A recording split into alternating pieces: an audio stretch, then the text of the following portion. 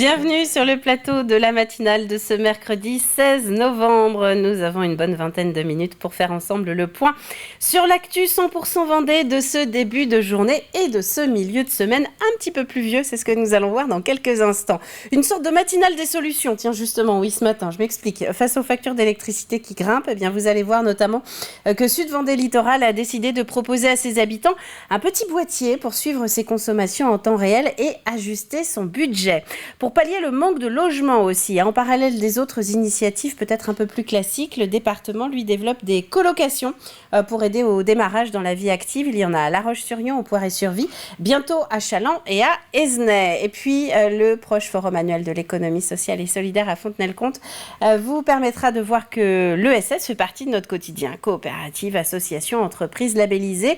Elle vise toute une transformation positive des territoires et c'est le sujet du forum de la semaine prochaine. Là encore, nous allons en parler dans le journal. Et puis comme nous sommes mercredi, on aura un petit peu de ciné avec le coup de cœur d'Olivier qui s'est porté sur un documentaire français projeté à La Roche-sur-Yon en cette fin de semaine. Mais avant cela, donc un petit mot de météo et j'ai commencé à vous en parler. Si vous devez sortir aujourd'hui, n'oubliez pas le parapluie et n'oubliez pas les bottes. Beaucoup d'averses sont prévues dès ce matin. En fait, c'est une suite simplement des averses qui ont commencé cette nuit. Du vent également, 40 à 50 km/h dans les terres, 50 à 60 sur la côte. Cet après-midi, on ne peut pas dire que ça s'arrange. Ciel bouché, des averses partout, tout le temps. C'est un vrai temps d'automne et un nouveau gros coup de vent qui est annoncé. 70-80 dans les terres, 90 à 100 sur le littoral, peut-être 110 pour nos îles. Nous sommes en tout cas toujours placés en vigilance jaune, vent violent par Météo France et ce jusqu'à 16h en tout cas pour le moment. Pour les marées, eh bien, nous avons nos 4 rendez-vous traditionnels. La prochaine basse mer, c'est à l'heure du goûter. Notez également les coefficients qui restent assez faibles, encore 1 ou 2 jours avant qu'ils ne remontent. Pour l'instant, nous sommes toujours en période de mortes eaux. La carte des marchés du mercredi avec l'ensemble des rendez-vous en Vendée qui s'affichent progressivement à l'écran. Quelques exemples, nous avons les herbiers, ça se passe sous les Halles, donc à l'abri de 8h30 à 13h. Également à Saint-Jean-de-Mont, sous les Halles, mais aussi place Jean-Yol. Belvigny, c'est cet après-midi de 16h à 19h. Et puis Mouilleron le Captif aussi, puisque nous sommes le 3e mercredi du mois. Rendez-vous donc à partir de 17h, place de la Marelle. Pour l'éphéméride, nous fêtons les marguerites en ce 16 novembre, les marguerites et tous les dérivés, les perlas, les lévis aussi. Le soleil se couchera ce soir en Vendée à 17h30. On passe au journal.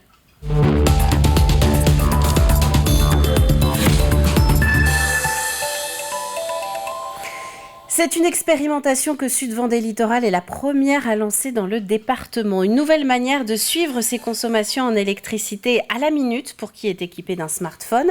Suivre mais aussi les réduire si un pic de consommation est annoncé ou que vous souhaitez contrôler le montant de la facture. Le système Voltalis provoque en fait de petites coupures sur les appareils de chauffage et d'eau chaude fonctionnant donc à l'électricité.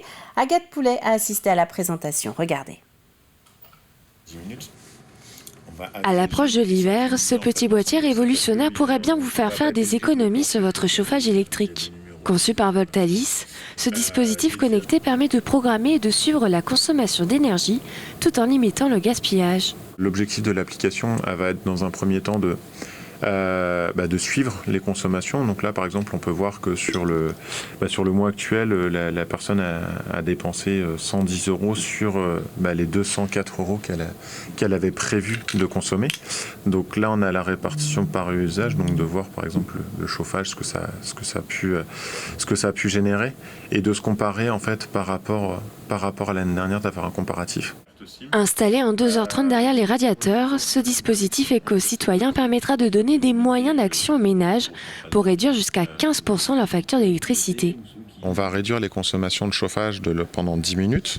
On va agréger et synchroniser ces réductions de consommation et elles vont être proposées au système électrique en lieu et place des centrales thermiques d'appoint. Donc ça va permettre de réduire les consommations, de créer des économies d'énergie et de limiter en fait les émissions de gaz à effet de serre. Sud Vendée Littoral est la première collectivité du département à proposer cette innovation à ses 10 300 foyers chauffés à l'électricité pour être équipés gratuitement et sans abonnement afin de participer à la sécurité de l'alimentation électrique tout en consommant moins et mieux. c'est aussi de permettre à chacun d'entre nous d'être acteur et de pouvoir au quotidien, dans toutes les démarches que l'on conduit, se dire moi aussi je contribue à la maîtrise de l'énergie, à diminuer les gaz à effet de serre, à économiser un petit peu toute la tension qu'il peut y avoir sur les programmes actuellement énergétiques. Voilà. Ce boîtier sera déployé dans les 43 communes de Sud-Vendée littorale à partir de la semaine prochaine. Voltalis espère se développer dans d'autres communautés de communes en Vendée. Et vous l'avez donc entendu, le dispositif est gratuit. L'entreprise explique en fait être rémunérée par le système électrique et ce pour les services rendus, notamment l'anticipation des pics de consommation en plein hiver. Alors puisqu'on parle des énergies et que ça y est, l'automne a véritablement commencé, sachez aussi que justement à partir de lundi, dans la matinale, vous allez pouvoir retrouver un jour sur deux les prévisions d'EcoWatt, une météo des énergies sur 3 jours en prévision des consommations. On en reparle dès le début de la semaine prochaine. En bref, à présent, l'information a été communiquée hier. La ville de Bretignolles-sur-Mer compte faire appel de la décision de jugement du tribunal administratif de Nantes rendue début novembre. On y apprenait à ce moment-là que le tribunal sanctuarisait en quelque sorte l'estran en le classifiant, ce qui rend tout projet de port impossible, port toujours envisagé par la commune. La municipalité demande donc une nouvelle appréciation, je cite, sur la qualification de l'estran. Et puis la ville des Sables-d'Olonne, elle, ne proposera pas 5, mais 4 questions à sa prochaine votation qui ouvre vendredi sur Internet. Le préfet de la Vendée lui a demandé de retirer celle qui concernait les logements sociaux, à savoir, êtes-vous favorable à l'application stricte de la loi SRU qui exige que les 4000 prochains logements construits soient exclusivement des logements sociaux. Rappelons qu'au regard de son nombre d'habitants, les Sables-d'Olonne sont effectivement assez en retard dans le nombre de logements actuellement construits. Des sourires, encore un peu d'hésitation et de la timidité, mais ils sont bien arrivés. Les nouveaux services civiques de la ville de La Roche-sur-Yon ont été accueillis par la municipalité il y a quelques jours. Ils ont entre 17 et 25 ans, 13 jeunes au total qui vont remplir pendant 1 ou 2 semestres une mission d'intérêt général. Vous allez pouvoir les croiser en EHPAD, en médiathèque ou encore lors d'actions culturelles. Je fais un service civique en EHPAD. Ma famille, ma mère et ma grand-mère travaillaient aussi en EHPAD, sauf en aide-soignante. Et j'avais fait un stage là-bas à Boutelier. Et du coup, j'ai bien aimé. Alors, je suis sur la mission ambassadeur de l'accessibilité.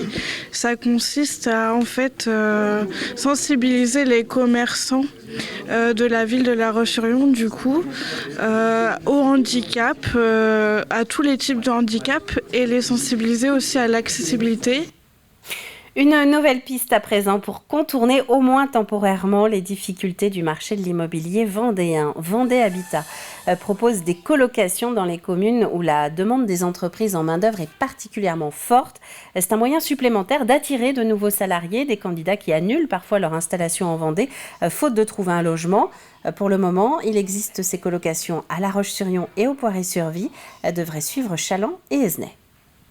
On a tous les jours des personnes en tant qu'élus qui viennent nous voir et qui nous disent « mais j'ai déjà des difficultés de recrutement et quand j'ai recruté quelqu'un, j'ai une difficulté pour pouvoir le loger ». Donc cette solution effectivement de la colocation, et il y aura d'autres sans doute, d'autres développements, permettra en tout cas de pouvoir faire face dans le parc existant et aussi sans doute dans les différentes structurations qu'on pourra avoir. J-1 semaine avant le Forum annuel de l'économie sociale et solidaire, 5e édition de ce rendez-vous qui est organisé par le pôle ESS Vendée. Ce sera jeudi 24 novembre prochain.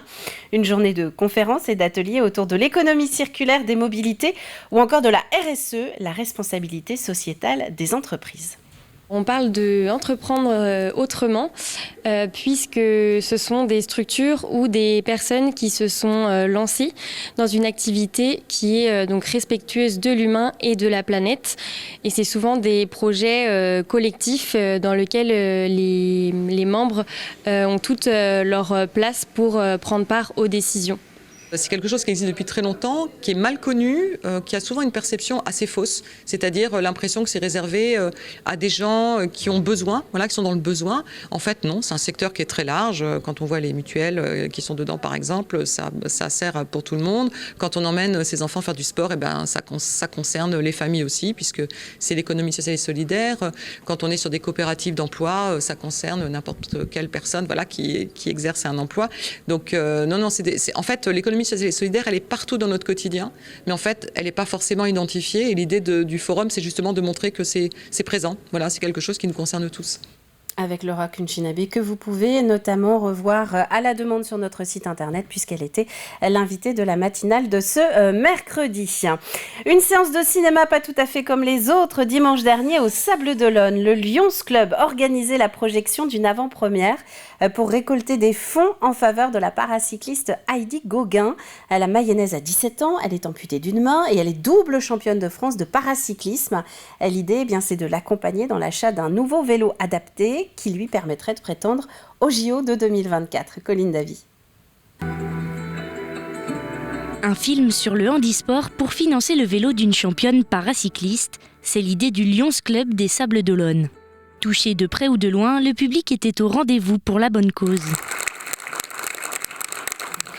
Parce que j'ai des vieux amis qui sont au Lions Club. Et ça fait petite participation à leur action. Très beau film, plein de beaux sentiments, très belle photo. Voilà. Même par rapport au couple, je trouve qu'il est formidable. C'est vraiment très magnifique. Bien. Et puis évidemment, la course à la fin, et elle gagne, donc top, super. J'ai une petite fille qui est handicapée, alors donc en plus ça me touchait davantage, quoi.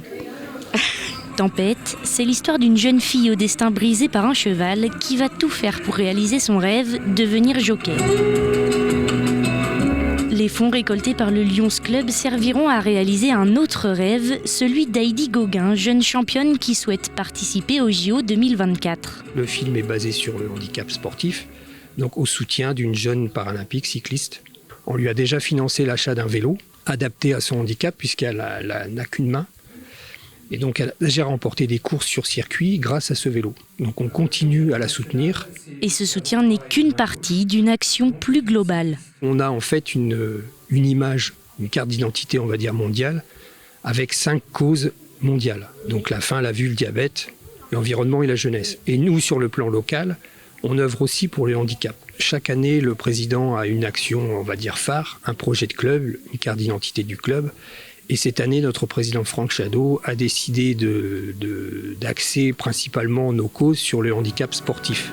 Le club prévoit également une journée avec la représentation de tous les sports paralympiques pour continuer de soutenir cette cause.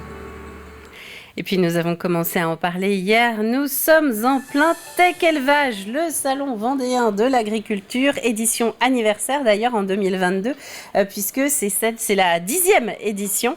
Les portes ont ouvert hier, image ici d'ailleurs des premiers visiteurs autour du ring, et puis dans les allées, vous allez voir, des visiteurs au profil très différent comme vous allez pouvoir l'entendre. On est une entreprise en cours de création, donc on venait voir un petit peu comment ça se passait, et puis on a aussi participé à Green Startup il y a 2 ans ici au concours, donc on venait aussi suivre les différentes innovations. On a quelques projets pour l'installation d'un GIA, donc on a quelques stands à visiter aussi. Bon, ça peut donner des idées aussi, oui, puis de découvrir vraiment pour nous après comment on peut faire plus tard. Je pense que ça peut être ouvert à tout le monde, c'est intéressant de voir ce qui se passe dans le monde agricole. On est venu pour faire voir les animaux aux enfants, donc les vaches. Ils sont très attirés par les vaches, mais on ne sait pas ce qu'il y a d'autre. Les tracteurs aussi, voilà. C'est essentiellement ça. On est assistante maternelle, donc on leur fait découvrir des choses. Et si vous aussi, vous voulez en découvrir un petit peu plus sur ce salon Tech Élevage, sachez que la Vendée en direct de ce mercredi va être enregistrée sur place. Vous allez pouvoir en retrouver donc le numéro à la mi-journée sur l'antenne et à la demande, comme d'habitude, sur nos différentes plateformes de diffusion. Voilà pour l'actualité du jour. On va terminer avec les prévisions météo de ce mercredi matin. Regardez, de la pluie, encore de la pluie et aussi un petit peu de vent. Ça, c'est le programme du jour. Une alerte jaune vent violent qui est en vigueur jusqu'à cet après-midi 16h. Des rafales jusqu'à 110 km/h dans nos îles, un petit peu moins sur le continent, 70-80 dans les terres, 90 sur le littoral. Voilà ce qu'on peut dire pour les prochaines heures météorologiques en Vendée. C'est la fin de ce journal. Il est temps maintenant de retrouver nos chroniques du jour. Et en ce milieu de semaine, je vous propose de parler ciné, évidemment, mais également route du Rhum et prévention à l'école.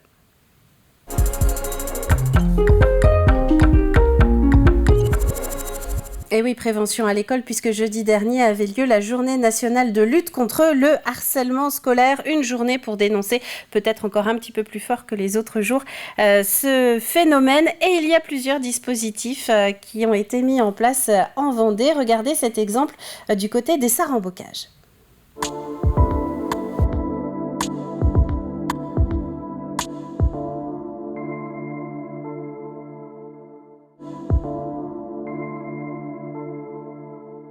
En fait, la prévention aujourd'hui dans un établissement scolaire, c'est au quotidien. L'équipe pédagogique, les enseignants, mais aussi la vie scolaire, mais aussi le personnel d'entretien, le personnel de restauration, tous les adultes qui travaillent autour de l'élève. Il y a aussi de la prévention et de la sensibilisation avec les élèves de l'établissement, et il y a aussi de la prévention et de la sensibilisation avec les parents de l'établissement. Par exemple, cette année, on a fait intervenir une psychologue en journée de pré-rentrée sur la notion d'écoute active, de secret partagé, parce que les élèves peuvent nous confier des choses et à des moments parfois qu'on n'attend pas, d'accord, et donc il faut avoir cette écoute active. Pour moi, la différence, c'est quand c'est répétitif tous les jours, ça devient pesant, que tu penses qu'à ça. Là, il faut en parler aux parents et ils pourront faire quelque chose. Le harcèlement, c'est des insultes répétées, des coups, des menaces, mais pas que au collège, sur les réseaux, le soir, le matin aussi, tout le temps presque. C'est pas facile à détecter, et pourtant on est sur le terrain, et pourtant on est vigilant, et pourtant on essaie d'observer, mais c'est toujours compliqué de mesurer la limite entre je rigole, ils m'ont dit aussi tout à l'heure, c'était pour rire que j'ai insulté. Ouais, c'était pour rire, mais la personne en face, alors elle a peut-être ri, un petit peu ri jaune, mais peut-être comment elle perçoit cette insulte, et ça c'est très complexe. Donc ça a toujours existé. Après, je redis, maintenant la problématique, c'est quand ça dépasse la cour de récréation de l'établissement et que c'est la cour de récréation qu'on peut appeler virtuelle, parce que c'est une cour de récréation virtuelle, les réseaux sociaux. Je ne suis pas persuadé qu'il y ait plus de harcèlement scolaire aujourd'hui qu'il y a 20 ans. Après, la vraie problématique, c'est quand ça bascule sur les réseaux sociaux. Il y a eu une intervention de la gendarmerie pour toutes nos classes de 5e. Alors, c'est plutôt un échange sur l'utilisation et les dangers des réseaux sociaux. Il a été évoqué, je pense, la politique de confidentialité, les 4 pages qu'on fait dérouler, qu'on valide. Qu'est-ce qui se passe derrière quand on publie une photo sur les réseaux sociaux? Qu'est-ce qui se passe? C'est le respect des autres, mais c'est le respect de soi aussi et de son image. Mais quand il y a du harcèlement sur les réseaux sociaux, souvent, c'est au départ, c'est effectivement dans le milieu scolaire ou dans le milieu associatif ou dans le milieu sportif, et c'est là où il faut qu'on soit vigilant. C'est-à-dire qu'il ne faut pas banaliser les insultes dans un établissement et toujours réagir, ne pas banaliser ça, parce que derrière, ça nous dépasse. Et donc, il y a ces 2 numéros particulièrement importants à retenir en matière de harcèlement scolaire, que vous soyez parents, grands-parents ou enfants directement concernés. Le 30-20, c'est pour signaler toute situation de harcèlement. Vous passez un petit coup de fil. Et le 30-18, c'est en cas de cyberharcèlement, parce que c'est aussi grave. Il est bon de le rappeler. On part au ciné maintenant.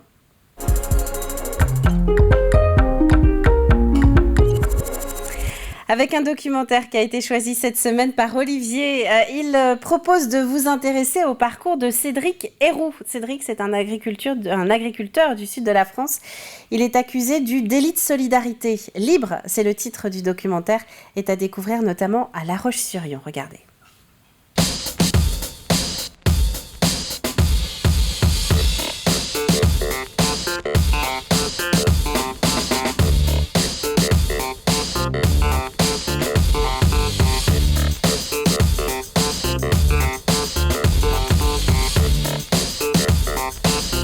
Est-ce que vous pouvez juste parler comme si vous parliez en direct? Ouais, Cédric Héroux, agriculteur, Moret-sur-Roya, délinquant. J'ai une quinzaine de personnes qui sont chez moi et que je cache. Cette gamine, elle est légitime de rester en France, la maman aussi. Si on leur laisse le droit de faire une demande d'asile. S'ils n'ont pas de pièce d'identité, ils vont devoir me suivre. Non, je ne suis pas. Eh bien, ils vont me suivre quand même. Et En fait, on aurait aimé parler avec le préfet des Alpes-Maritimes pour lui expliquer la situation dans la Roya. On entend dire, oui, mais la France ne peut pas accueillir toute la misère du monde. Là, les solutions, il y en a.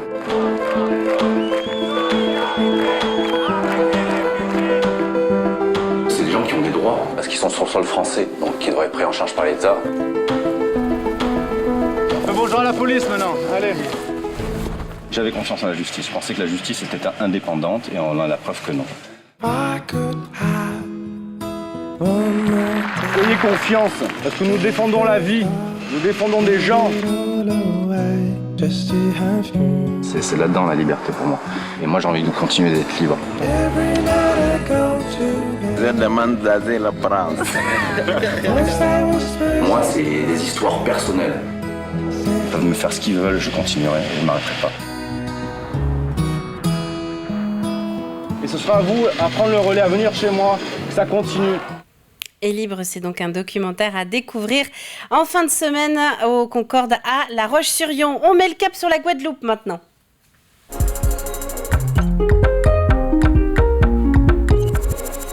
Et oui, la Guadeloupe, puisque les skippers les plus rapides de la route du Rhum sont en train de s'approcher franchement de la ligne d'arrivée. Le premier, c'est Charles Caudrelier du team Gitana. Il devrait passer autour de 9h30, cette fameuse ligne d'arrivée de la route du Rhum. Suivi, a priori, le podium, suivi de François Gabard et Thomas Coville. Voilà les trois premiers skippers les plus rapides de cette route du Rhum 2022. Elle est partie il y a une semaine tout juste.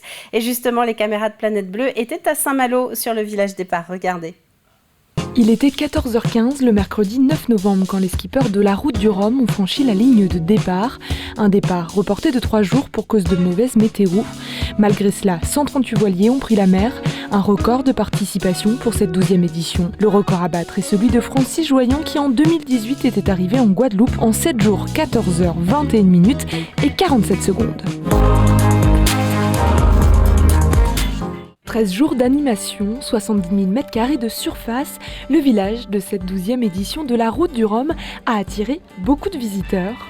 Dès le premier jour, le public était au rendez-vous, notamment à l'écluse du Nez, pour l'entrée des bateaux dans le port de Saint-Malo. Et événement inédit, les ultimes ont franchi le passage large de 25 mètres pour des navires larges de 23 mètres. Une petite prouesse technique qui a épaté les spectateurs présents. Je pense que c'est quand même assez impressionnant, on ne voit pas ça tous les jours. Magnifique. C'est exceptionnel, c'est magnifique. Un spectacle, c'est extraordinaire. Pour la première fois de son histoire, tous les bateaux étaient présents dans le port. 138 voiliers, 138 skippers et des milliers de visiteurs très impressionnés. C'est un exploit, quoi. Imaginez un homme seul sur des machines pareilles. Ça laisse rêveur. On a du mal à croire qu'ils vont passer tant de temps là-dedans et surtout dans ces conditions, il faut avoir la passion. Si tu n'as pas la passion, laisse tomber, tu ne vas pas faire ça. C'est impressionnant parce que c'est très grand. On voit à la télé, je dis mais non, mais c'est petit, non, mais c'est grand quand même. Et dans le village, on pouvait aussi profiter de nombreuses animations, conférences et même faire un tour de grande roue. Et bien sûr, la Guadeloupe a été mise à l'honneur pendant ces 13 jours pour un voyage gustatif et sensoriel garanti. Vraiment des entreprises qui font le déplacement, elles viennent vraiment montrer leur savoir-faire. On a pas mal de produits nouveaux pour pouvoir montrer un peu toute la diversité et donner aussi envie aux gens de venir en Guadeloupe, de voyager à travers les couleurs, de voyager à travers la chaleur, l'ambiance. Succès donc pour le village malouin avec un record d'affluence le dimanche 6 novembre pour son dernier jour, puisque près de 120 000 visiteurs ont fait le déplacement. C'est désormais à la Guadeloupe d'ouvrir ces 3 villages répartis entre Basse-Terre et Pointe-à-Pitre. Début des festivités à partir du 11 novembre. Et Charles Caudrelier, donc vainqueur très très probable de cette route du Rhum 2022. On en reparlera dans le journal de 12h30. On passe au jeu de la matinale maintenant.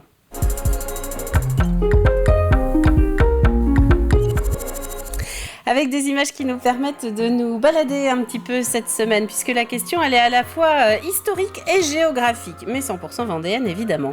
Où a été téléporté notre jeune héros des mécanismes du temps ? D'ailleurs, si vous ne connaissez pas ce petit feuilleton qui a été diffusé sur l'antenne et que vous pouvez retrouver également sur notre site internet, je vous invite à aller le regarder par curiosité. C'est très sympa, on se balade dans des lieux emblématiques justement du département. Nous cherchons à quel est celui-ci que vous connaissez peut-être d'ailleurs, si vous avez eu l'occasion d'aller le visiter. Indice du jour, son bâtisseur, écrivain, est un compagnon d'armes d'Henri IV. Et à la clé, eh bien, c'est un logo maison, puisque nous proposons à 2 d'entre vous les 2 bonnes réponses qui seront tirées au sort vendredi après-midi de nous rejoindre dans les coulisses de la matinale pour voir un petit peu comment s'organise l'émission. Et voir un petit peu ce qui se passe derrière les caméras. Je vous laisserai même vous utiliser le prompteur si vous voulez. Voilà, vous verrez comment ça fonctionne. Oh, c'est assez sympa. Là-dessus, c'est la fin de cette matinale. Merci à vous de l'avoir suivi. On se donne rendez-vous demain dès 7h en direct pour une nouvelle tranche d'actu 100% vendéenne. D'ici là, faites attention au vent. Très bon mercredi à vous tous et à demain.